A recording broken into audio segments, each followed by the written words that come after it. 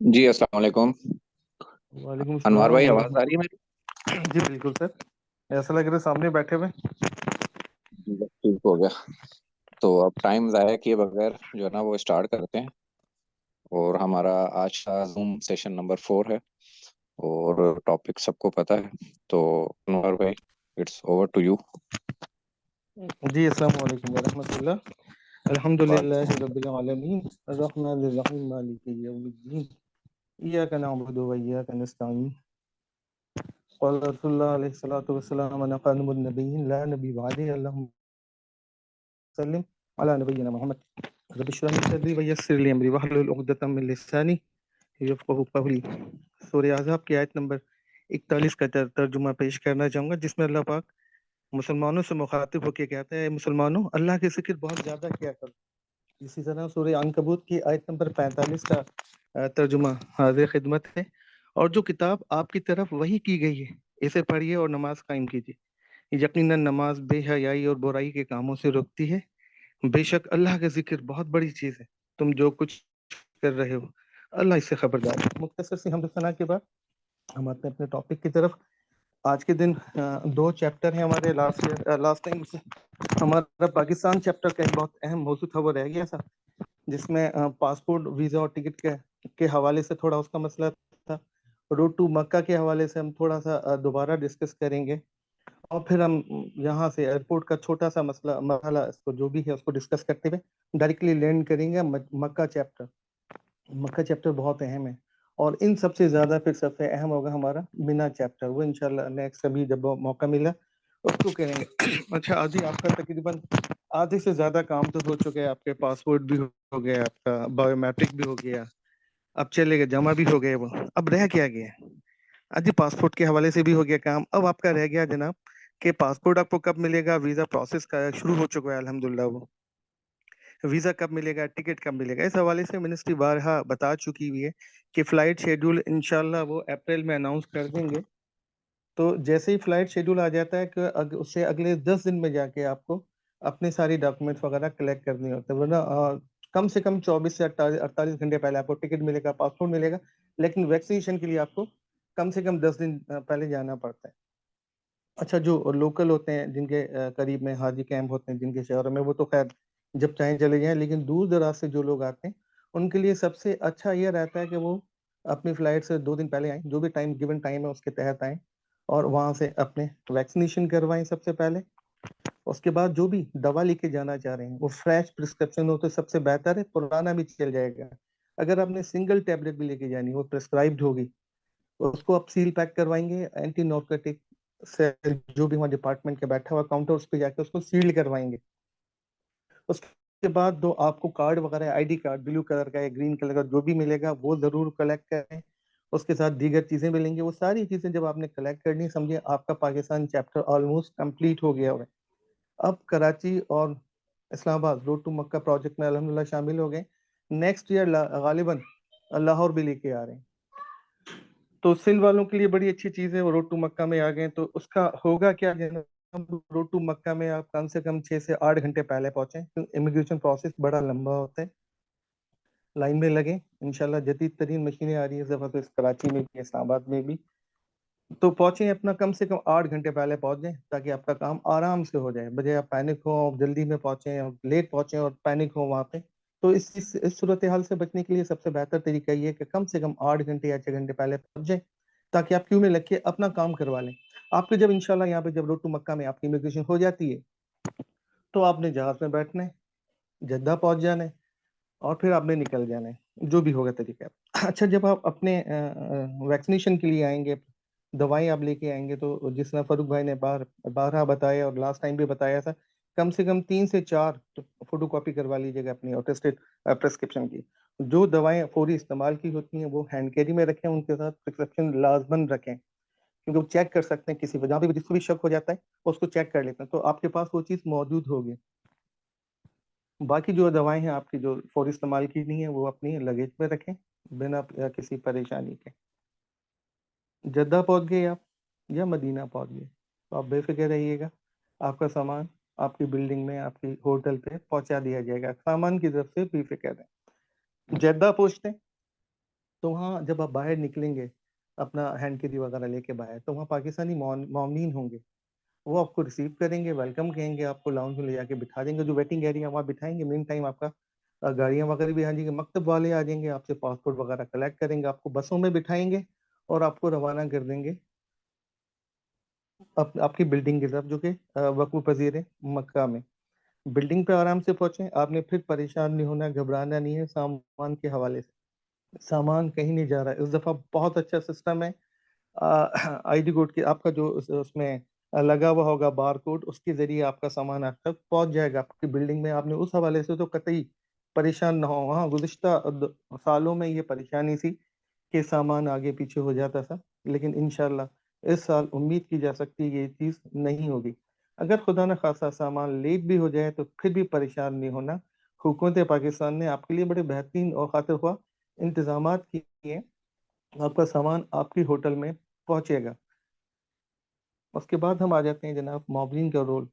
ये बहुत अहम है।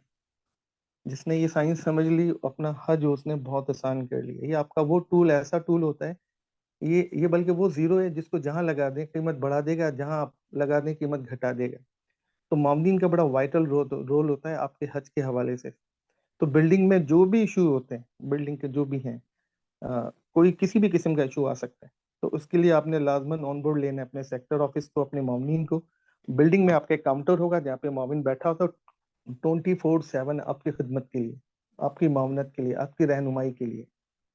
बिल्डिंग के हवाले से कोई सा भी इशू, आपने मोमिन भाई के पास जाना है, बताना है। वहाँ एक कंप्लेंट रजिस्टर्ड होता है, आपने अपनी कंप्लेंट रजिस्टर करवानी है, उसका नंबर लेंगे और आप उसका फॉलोअप रखेंगे। ये मोमिन की लाजमी उसमें ड्यूटी में शामिल है कि वो ना सिर्फ रजिस्टर्ड करेगा और आपका काम करवा के आपको इन्फॉर्म करेगा।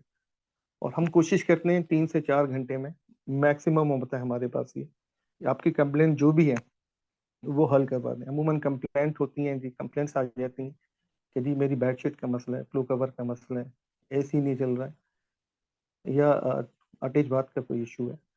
तो कॉमन यही आती है हमारे पास कंप्लेंट्स।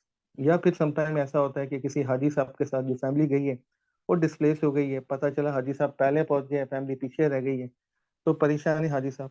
तो उसके लिए भी आपने परेशान ना हो, हाजी साहब मोमिन आपका इस हवाले में बड़ा काम करेगा।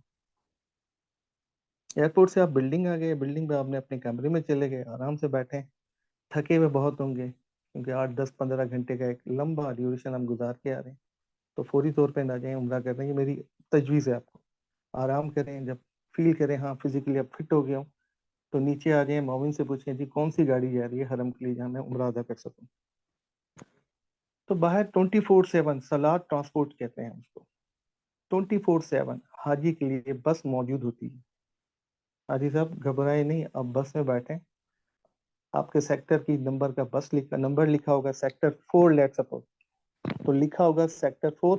नीचे बिल्डिंग, अगर एक क्लस्टर बना हुआ है जिसमें 5 6 बिल्डिंग साथ हैं, तो लिख देंगे 4012 409। ये क्लस्टर है 9 बिल्डिंग का। तो आप उस गाड़ी में बैठे, आपको अजियाद उसमें मस्कुता उतारेगी, वहां से आपको शटल मिलती है। शटल नफक टनल और सुरंग को क्रॉस करेगी, वो आपको पहुंचा देगी अजियाद पॉइंट पे। अजियाद पॉइंट से दाएं हाथ पे देखेंगे तो सामने बैतुल्लाह शरीफ की इमारत है, मस्जिद हराम की।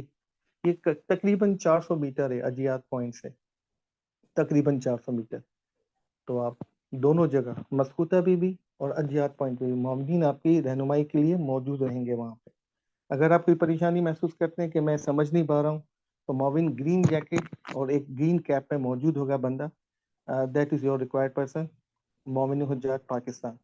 उसकी जैकेट पे भी लिखा होगा मोमिन हुज्जात।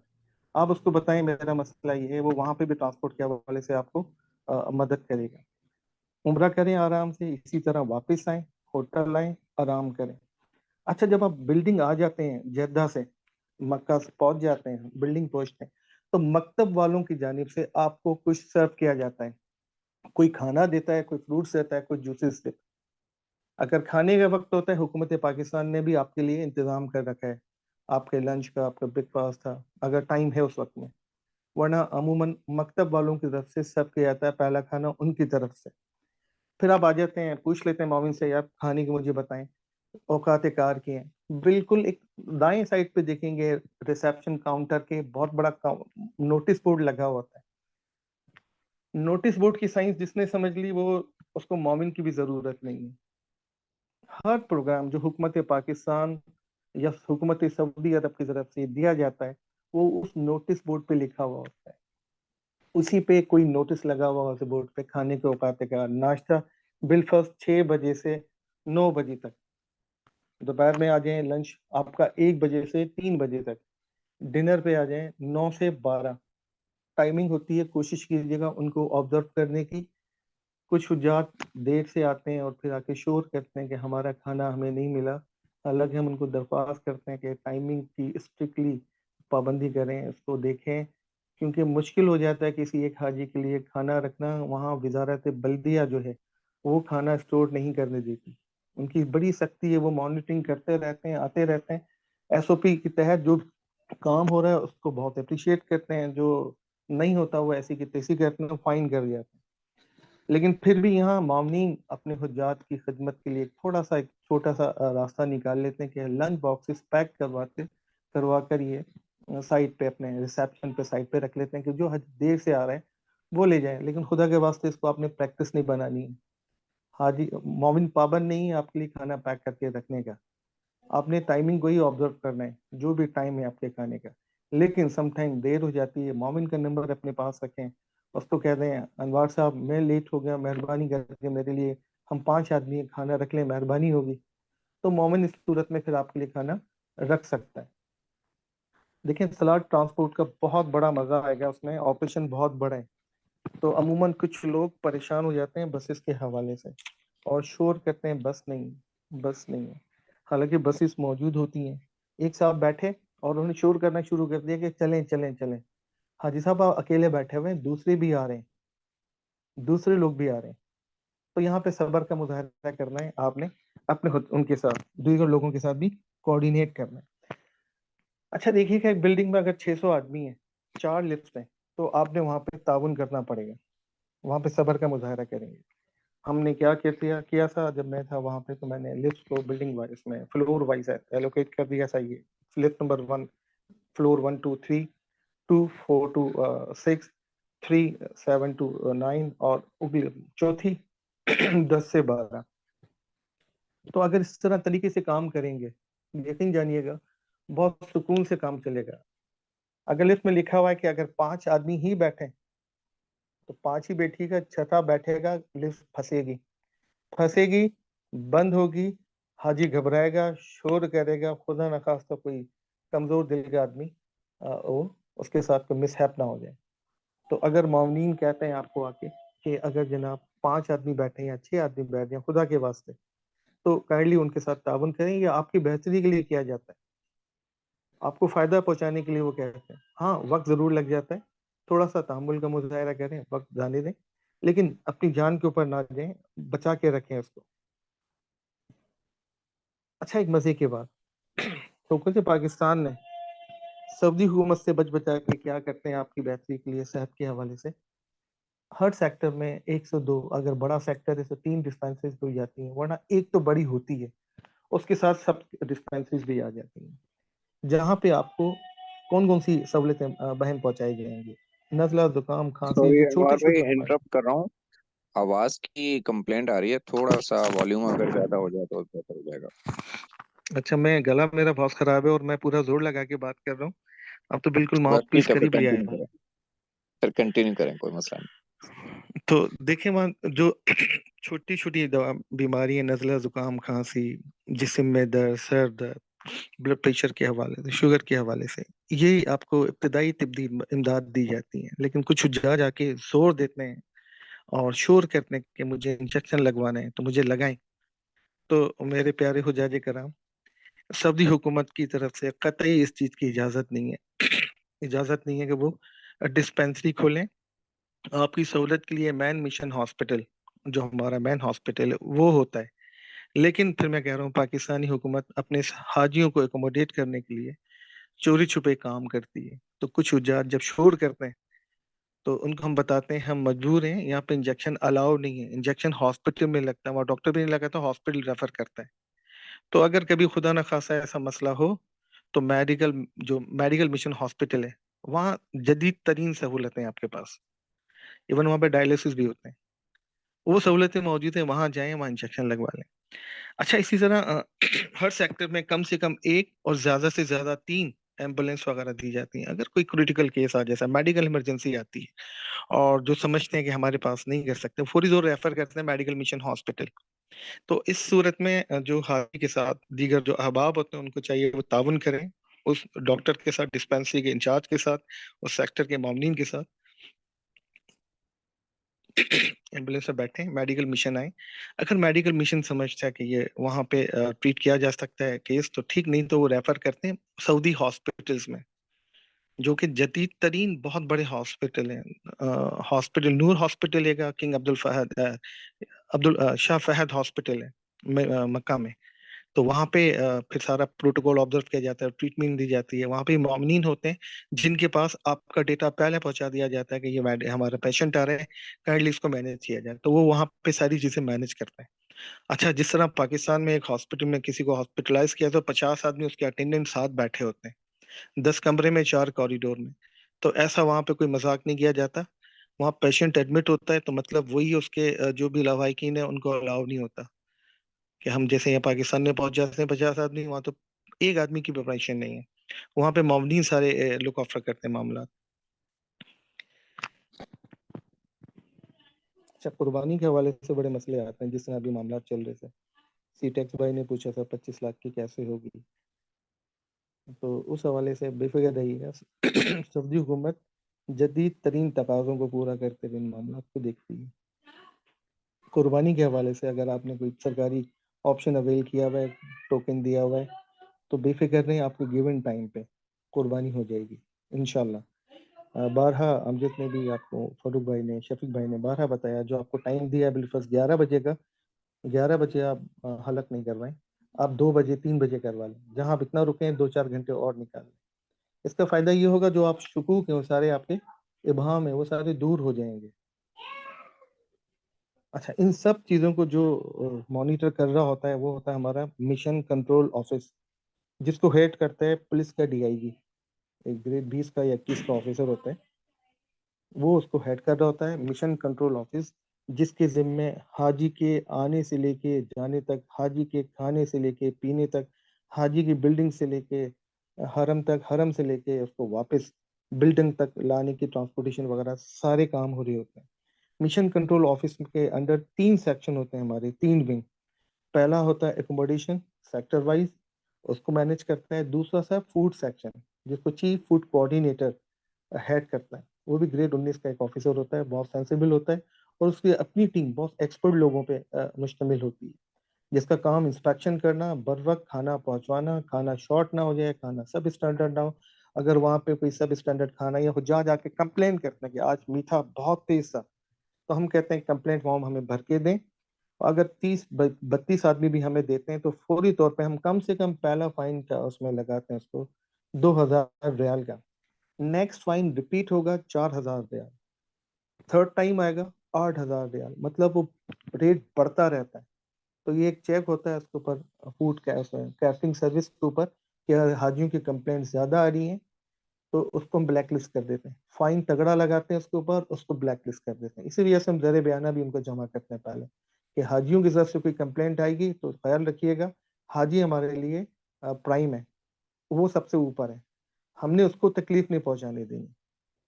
तो वो भी डर के काम करते हैं। तो इसको हेड करते हैं हमारा चीफ फूड कोऑर्डिनेटर, जिसकी अपनी टीम बहुत एक्सपर्ट लोगों में मुश्तमिल होती है। इसी तरह ट्रांसपोर्ट बहुत बड़ा ऑपरेशन है, बहुत बड़ा ऑपरेशन है।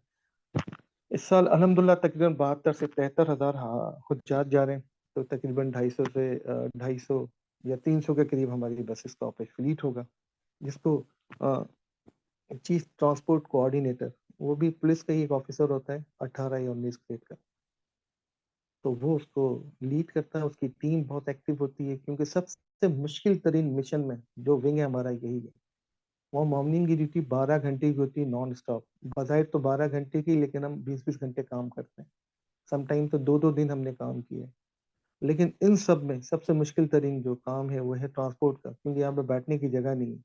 मस्कुता पे आप देखेंगे चिट्टा एक चटियल पहाड़ है, पहाड़ का मैदान है, बीच में वादी है छोटी सी, चारों सब पहाड़ है, और वहाँ कोई शेड नहीं है हमारे पास। एक छोटा शेड होता है, लेकिन हाजी इतने आ रहे होते हैं तो मोमिन धूप में खड़ा होकर काम कर रहा होता है, तो उस पर हाजी समटाइम गुस्सा भी करते हैं।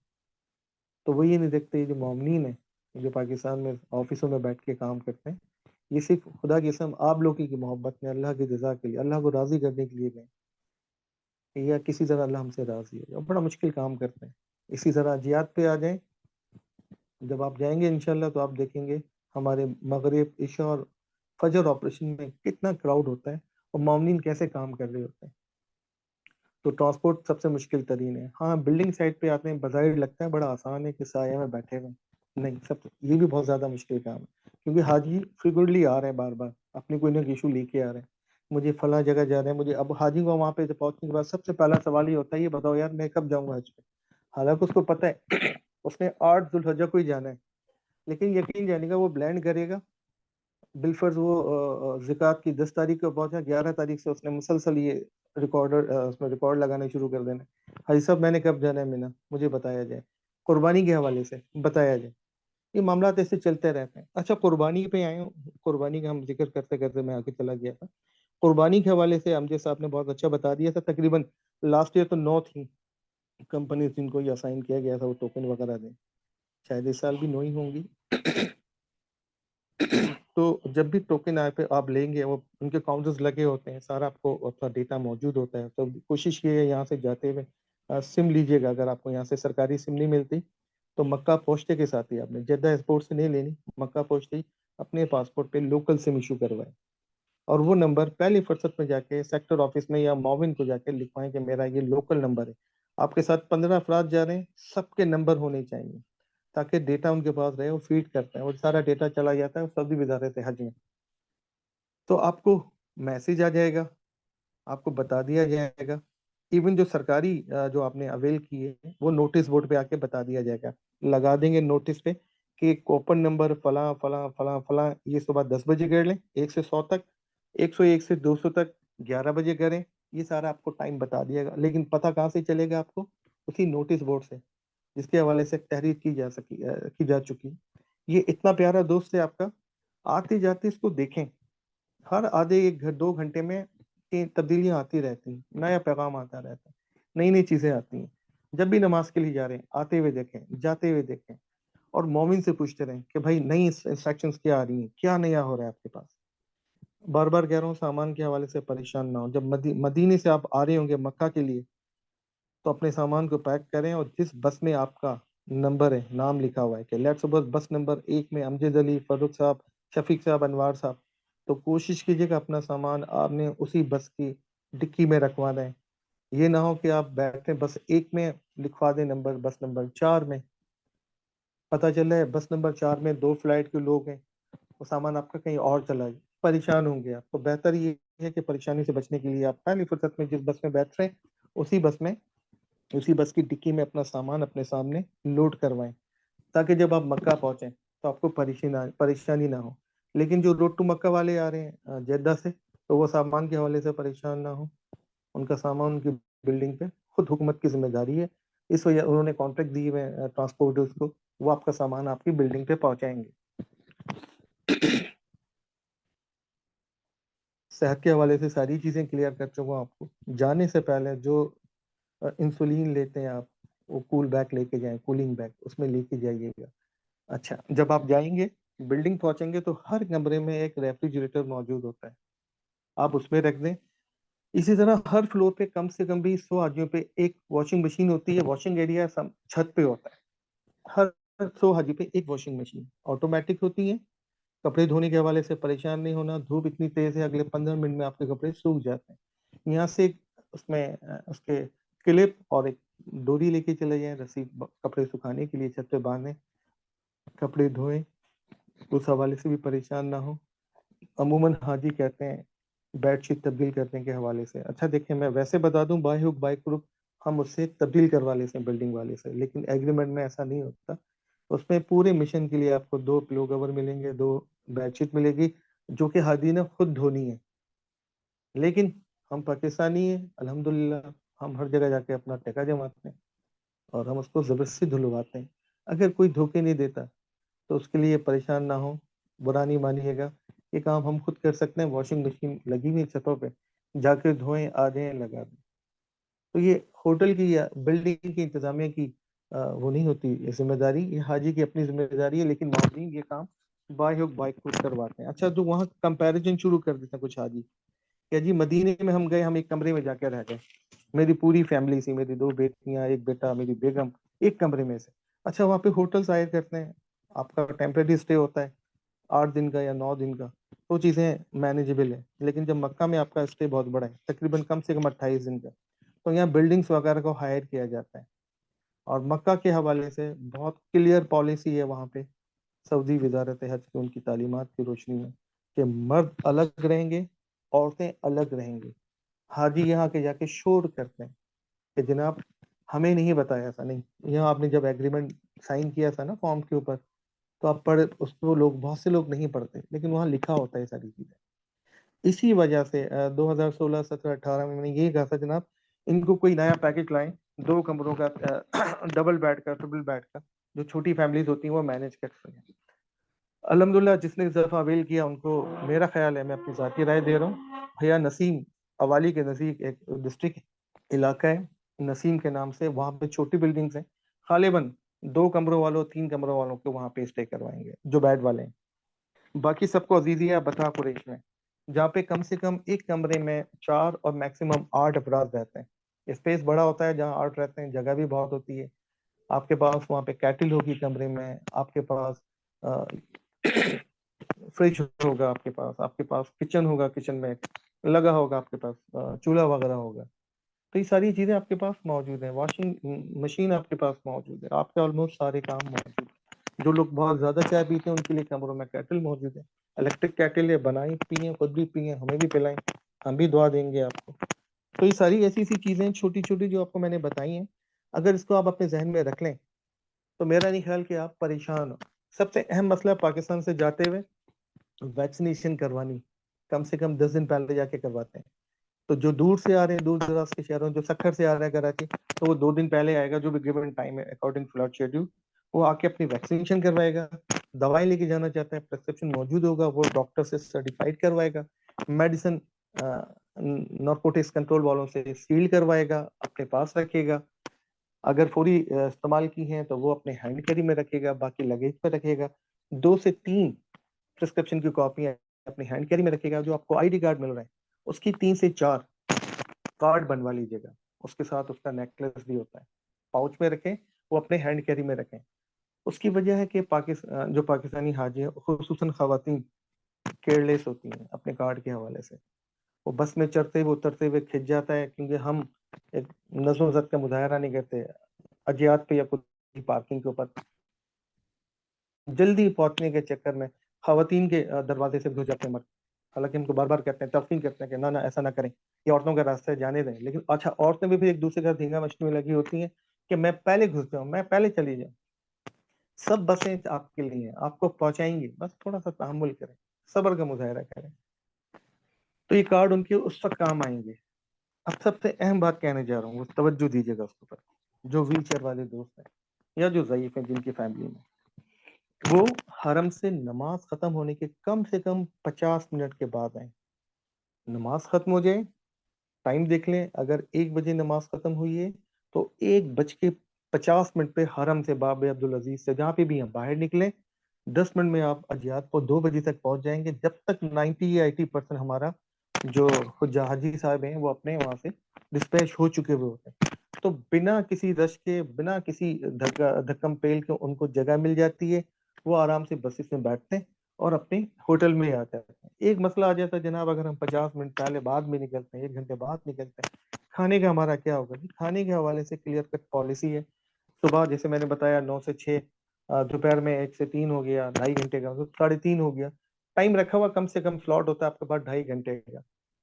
मैंने आपने ये भी गुजारिश की कि मोबिन का अपना नंबर ले लीजिएगा, दिन वाले का, रात वाले का, दोनों का, कि अनवार भाई मैं लेट हो जाऊंगा, आधा घंटा फंसा हुआ ट्रैफिक में, मेहरबानी कीजिएगा मेरे लिए इतने लंच बॉक्सेस अरेंज कर दें, तो वो बना के आपके पास रख देगा।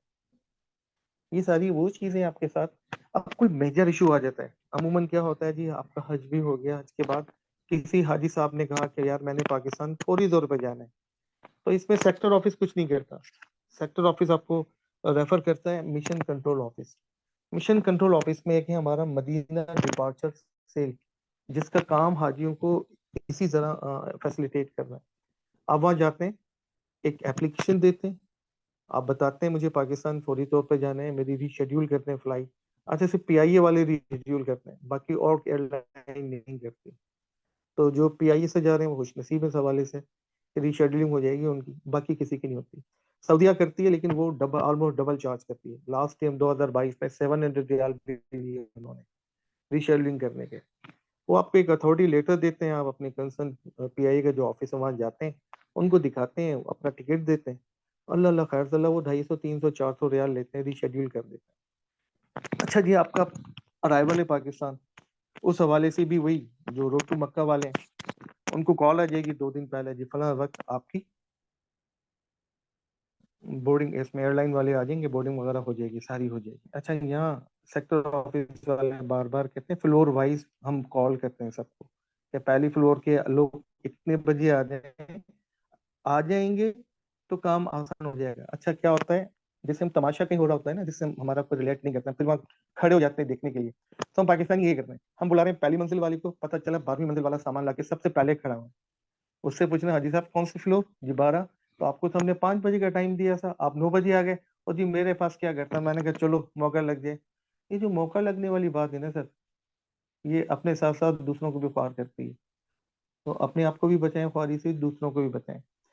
अब आ जाए सबसे अहम मसला, खाने का। खाने का बड़ा अहम मसला है जी। मैंने जो देखा वो आज बताऊं। एक जज हाजिर सर्विस सेशन जज थे, तो उनसे बहुत अच्छी अलग सलीक हो गई। तो खाने का वक्त हुआ तो वहाँ फल जो कुछ भी ये फी हाजी के हिसाब से आता है, हम एक्स्ट्रा 200 मंगा लेते हैं, क्योंकि जानते हैं पाकिस्तानी डबल करेगा कहीं ना कहीं। तो देखा मैंने, उन्होंने गालिबन 3, उनके पास अ, बुखारी, उस पे चिकन पीस। मैंने हाजी साहब आप तो एक है, 3 लेके आ गए। तो उन्होंने क्या किया, वो 3 चिकन पीस लेग पीस से एक बेस, उसमें चेस्ट पीस वो साइड में रखा, बाकी चावल उन्होंने डस्टबिन में डाल दिए। हाजी साहब ये क्या किया आपने, ये तो खयानत कर दी, आपका तो एक था। अब आपने तो बैठे, आप तो जज हैं, जब आप वहाँ यहाँ इंसाफ नहीं कर रहे तो वहाँ क्या, मैंने खुल के उनको कह दिया, हाजी साहब ये अखलाकी तौर पे, इस्लामी तौर पे, शरई तौर पे आपने ज्यादती की है, खयानत की है।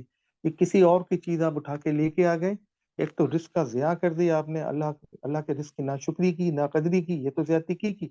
आपने आपने किसी और का हक भी मार दिया।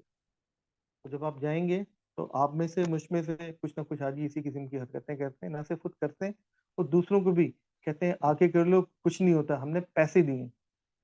तो अल्लाह के दिए हुए पैसे से हमारी तो औकात ही नहीं है किसी को कुछ देने की। तो काइंडली इस चीज को जरा देखिएगा, खुद भी इस गुनाह से बचें, दूसरों को भी बचाएं। अल्लाह करीम है, अल्लाह माफ तो कर देंगे, लेकिन किसी के साथ ज्यादती हो तो हुकुल की बात के हवाले से पकड़ में आ जाना। तो कोशिश कीजिएगा अपनी जात से किसी को पुश भी ना करें, किसी को अब्यूज भी ना करें। वहाँ हाजी बहुत ऊपर की फ्लाइट बन के घूम रहा होता है, उस समय तो ऐसा घूम रहा होता है ना पूछे। इसी चीज को तो आपको मौका दिया अल्लाह पाक ने, अपने अंदर को, शैतान को खत्म करने। तो ये खाने के हवाले से जरा आपने स्ट्रिक्टली देखना है कि किसी के साथ ज्यादती ना हो जाए। लाइन में खड़े, खाना सबके लिए है, सबको मिलेगा, थोड़ा सा सब्र करें, तहम्मुल करें, तरद्दुत करें, अपने टर्न पे लें। खुदा की कसम कोई चीजें खराब नहीं होती, जहां आपने लाइन को तोड़ा वहां से मामला खराब हुए। तो मेरा ख्याल है बहुत सारी चीजें हो चुकी हैं, छोटी छोटी नरेशन दी है, ऐसे नरेशन ही दे सकते हैं। बाकी जब आप जाएंगे तो अपने तय आपने सारे काम खुद करने हैं। जो इस ग्रुप में बताया जा रहा है, खुदा के वास्ते उसको देखें, समझें। जो कपाट, सारी चीजों को साइड पे रख दें। लाइटर रूम में बात होती है, समझाने के लिए होती है, समझें। 12 लाख रुपए लगाए आपने दुनियावी तौर पे, अपनी जान लगा रहे हैं आप, अपना वक्त लगा रहे हैं, अपना माल लगाया आपने, इन चीजों को कैश करें। जब आए हाजी बन के तो ऐसे आ जाएं, लोग रश करें, कहें यार कि जो सैयद मुकबिसुल हसन साहब हज करके आए, काश अल्लाह पाक हमें ऐसा हाजी बना दे। ऐसा हाजी ना बना दिए अनवार साहब करके आए, लोगों को धक्के दिए, लोगों की गीबतें की, लोगों की बुराइयां की, लोगों का माल खाया वहां पे, ऐसे हाजी ना बने। वादा करें, कोशिश करें, मैं वादा तो नहीं करवाऊंगा आपसे, लेकिन कोशिश करें अपने पे कि अल्लाह को राजी करें। न जाने किसकी कहाँ पे जिंदगी की शाम हो जाए, इससे पहले कि शाम हो जाए हमारी डे लाइफ में जितने मामला सुधार सकते हैं सुधारें। नाउ ओवर टू अमजद भाई, अगर कुछ रह गया तो मुझे बताएं। जी अनवर भाई, सबसे पहले मेरा एक सवाल है, लेकिन उससे पहले मैं एक अनाउंसमेंट करना चाहता हूँ कि 2 मिनट रह गए हैं सेशन एंड होने में। और उसके बाद जब ऑटोमेटिकली एंड हो जाए तो उसी लिंक से आप दोबारा ज्वाइन करेंगे। और इंशाल्लाह अनवर भाई हमारे साथ ही हैं, क्वेश्चन आंसर्स का सेशन चलेगा।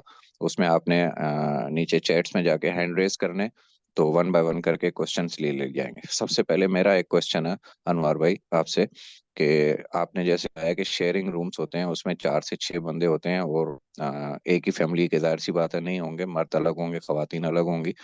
तो अगर मर्दों की मूवमेंट अलग अलग है तो वो रूम की कीज का जो है वो हर बंदे की अपनी अपनी कीज होती है या एक मुश्तरका कीज होती है, तो उसका क्या हिसाब किताब होता है, इस बारे में जरा बताइएगा। जी और अगर ये बड़ा सेशन अच्छा एंड हो सवाल जाए किया तो वहीं जनाब से ने।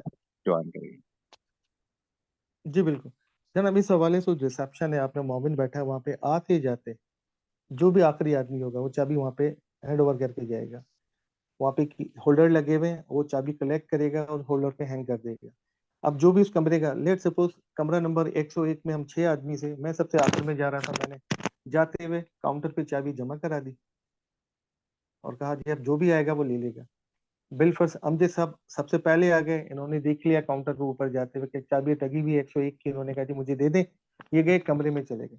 अब जो बाकी 5 आ रहे हैं वो उस रिसेप्शन पे मालूम करते हुए आते हैं, देख लेते हैं 101 के ऊपर चाबी है कि नहीं है। नहीं होती समझ जाते हैं ऊपर अमजद साहब मौजूद है, तो आराम से चले जाते हैं। शेयरिंग रूम में ऐसा होता है। अब वो जो आप लोग 2 कमरों और 2 बेड वाले या 3 बेड वाले हैं, उनके लिए बिल्कुल इंटायर चेंज कर दी है, चाबी होल उनके पास ही होगी, अपने पास रखें, किसी को देने की जरूरत नहीं अगर आप एक साथ मूव कर रहे हैं। लेकिन अगर आप समझते हैं जी मैं देर से आऊंगा, मेरे घर जल्दी जाएंगे, तो चाबी आपके पास उनको दे दें, जरूरत नहीं है उनको काउंटर पे देने की। सर। हाँ, बस टाइम हेलो। इतना नहीं रह गया कि हम कोई क्वेश्चन ले लें।